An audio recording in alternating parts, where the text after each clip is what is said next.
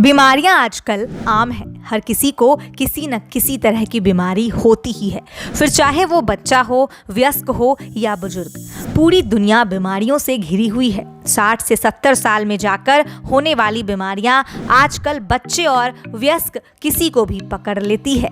आज हम ऐसी ही एक बीमारी के बारे में आपको बताएंगे जो पहले तो बुजुर्गों में ज़्यादा होती थी, लेकिन आज वयस्क भी इससे काफ़ी परेशान हैं।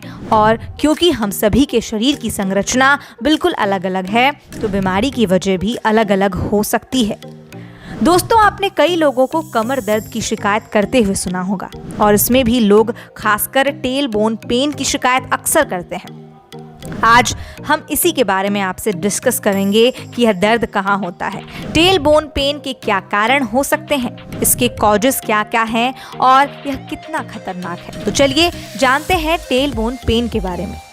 सबसे पहले दोस्तों, हम आपको बता दें कि टेल बोन पेन क्या होता है।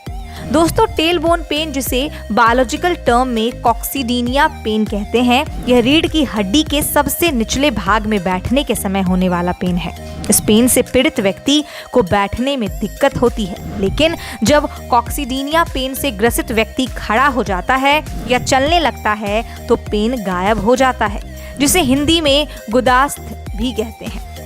अब जानते हैं कि यह पेन बैठने के दौरान ही क्यों होता है। तो दोस्तों, जब आप खड़े रहते हैं तो आपकी टेल बोन हर्ट नहीं होती, लेकिन जब आप बैठते हैं तो आपकी टेल बोन फिर से हर्ट होने लग जाती है। ऐसा इसीलिए होता है क्योंकि आपकी टेल बोन पर बैठते टाइम प्रेशर पड़ता है, यानी आपकी रीढ़ की हड्डी का निचला हिस्सा खड़े रहने पर इरेक्ट नहीं होता, क्योंकि उस पर खड़े रहते टाइम कोई प्रेशर नहीं होता।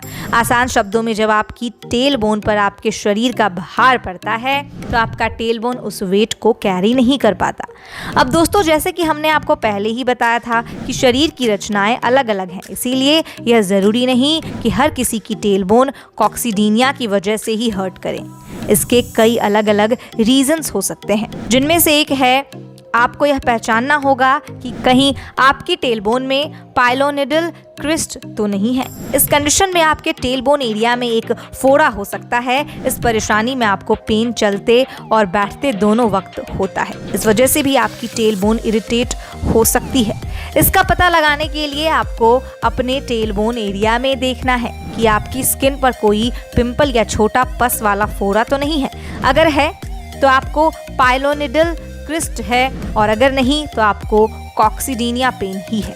अगर आपको कॉक्सीडीनिया पेन है तो इसके पीछे कई कारण हो सकते हैं। इस दर्द के कारण छोटी से लेकर कई बड़ी प्रॉब्लम्स के कारण टेल बोन में दर्द हो सकता है। इसमें कई स्वास्थ्य से जुड़े डिसऑर्डर भी शामिल होते हैं। टेल बोन बेहद नाजुक होती है, इस कारण इसके डैमेज होने के कई और वजह हो सकते हैं, जैसे कि झटका, साइकिल चलाते या दौड़ते समय गिरने और दीवार से टकराने के कारण टेल बोन या उसके आसपास की मांसपेशियों में झटका आ सकता है। किसी खराब अवस्था या लंबे समय तक बैठने के कारण भी ऐसा होता है। नवजात शिशु की टेल बोन डिलीवरी के दौरान डैमेज हो जाती है या कई मामलों में यह टूट भी सकती है।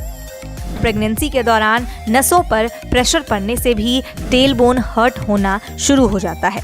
लेवेटर सिंड्रोम, इस सिचुएशन की वजह से टेल बोन की मांसपेशियों में मोच आ जाती है, जिसके कारण टेल बोन, हिप्स या आसपास के अन्य अंगों में दर्द महसूस हो सकता है। बवासीर या कब्ज के कारण टेल बोन पर तनाव पड़ने लगता है। रीढ़ की हड्डी की सर्जरी या डिस्क कमजोर होने के कारण रीढ़ से जुड़ी कई और प्रॉब्लम्स पैदा हो सकती हैं, जिनमें टेल बोन में दर्द भी शामिल है। संक्रमण, ट्यूमर, हड्डी बढ़ना और वृद्धि होना बेहद दुर्लभ मामलों में यह कॉक्सीडीनिया में दर्द का कारण होते हैं।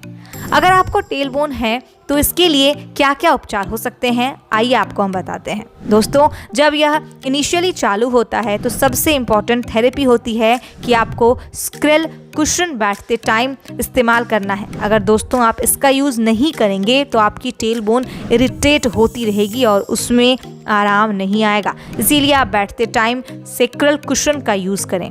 या कई सारी शेप में आते हैं, कुछ गोल आकार के तो कुछ स्क्वायर शेप के, लेकिन प्रैक्टिकली यूज़ के लिए जो गोल शेप के ट्यूब टाइप के कुशन आते हैं वो बैठने में इतने कंफर्टेबल नहीं होते हैं। इसीलिए कई लोग गोल तरह के सेक्रल कुशन का यूज़ नहीं करते हैं। सो दोस्तों, अगर आपको सेक्रल कुशन लेना है तो आप स्क्वायर शेप वाला कुशन लीजिए जिसमें यू शेप का कट हो। इससे जब आप स्क्वायर कुशन पर बैठेंगे तो यू कटिंग की वजह से आपकी टेल बोन हवा में होगी। इससे टेल बोन पर प्रेशर नहीं पड़ता है, जिससे दोस्तों आपकी टेल बोन धीरे धीरे ठीक होने लगती है। लेकिन आपको लगातार इसी सेक्रल कुशन का यूज करना है जब भी आप बैठते हैं, पर अगर आप इसमें लापरवाही करेंगे तो आपका टेल बोन पेन कभी नहीं जाएगा। साथ ही आप सिलिकॉन वाले स्क्वायर कुशन भी ले सकते हैं, वो भी बैठने में काफी कंफर्टेबल होते हैं। दूसरा, आप चाहें तो गर्म पानी से अपने टेल बोन एरिया की सिकाई कर सकते हैं, इससे भी आपकी परेशानी जल्दी ठीक हो जाएगी। तीसरा, कुछ लोअर बैक एक्सरसाइजेज होती हैं जो स्पेसिफिकली टेल बोन एरिया के लिए ही होती है, लेकिन कोई भी एक्सरसाइज के लिए आप पहले अपने डॉक्टर से सलाह लीजिए कि आपके लिए कौन सी एक्सरसाइज अच्छी रहेगी। फॉर टेल बोन रिलीफ के लिए जनरली यह वाली एक्सरसाइज लोअर बैक स्ट्रेंथ और पेल्विक फ्लोर स्ट्रेंथनिंग या केजल एक्सरसाइजेज होती हैं। अगर आप इन तीनों चीज़ों यानी रेगुलर एक्सरसाइज, सेक्रल कुशन और सिकाई करते हैं तो आपका टेल बोन पेन पूरी तरह चला जाएगा और वापस भी नहीं आएगा। लेकिन दोस्तों, कई ऐसे केसेस भी होते हैं जिनमें टेल बोन पेन यह सब करने से भी नहीं जाता। ऐसी कंडीशन में आगे इन्वेस्टिगेट किया जाता है कि क्या कारण है टेल बोन पेन का, जिसके लिए उस एरिया का एमआरआई और एक्सरे किया जाता है। अगर एमआरआई में कोई दिक्कत नहीं निकलती है तो मेडिकली आपके टेल बोन एरिया पर इंजेक्शन लगाया जाता है उसे क्योर करने के लिए। इंजेक्शन स्टेरॉयड के भी लगते हैं और पीआरपी यानी कि प्लेटलेट रिच प्लाज्मा के भी लगते हैं ताकि पेन ठीक किया जा सके। दोनों तरह के इंजेक्शन लगाने से आपका टेल बोन पेन बिल्कुल खत्म हो जाता है, लेकिन इसी के साथ आपको पहले बताई बातों को भी फॉलो करना है, जैसे कि सेक्रल कुशन, सिकाई और एक्सरसाइज वगैरह। पर अगर आपके टेल बोन में कोई प्रॉब्लम निकलती है तो इसके लिए आपका ट्रीटमेंट किया जाता है, जिसमें कई बार पेशेंट की सर्जरी भी होती है। यह दोस्तों बहुत ही रेयर मामला है जब टेल बोन की सर्जरी होती है। अधिकतर मामले कंजर्वेटिव मेथड से ही सॉल्व हो जाते हैं, लेकिन अगर नहीं होते तो डॉक्टर सर्जरी से आपके टेल बोन का एक्सिजन करते हैं, तब जब टेल बोन बहुत अधिक इरिटेट होती है। इसके अलावा अगर कंजर्वेटिव मेथड और इंजेक्शन से भी टेल बोन ठीक नहीं हो रही होती तो इसे सर्जरी करके निकाल दिया जाता है, जिससे दर्द हमेशा के लिए ठीक हो जाता है।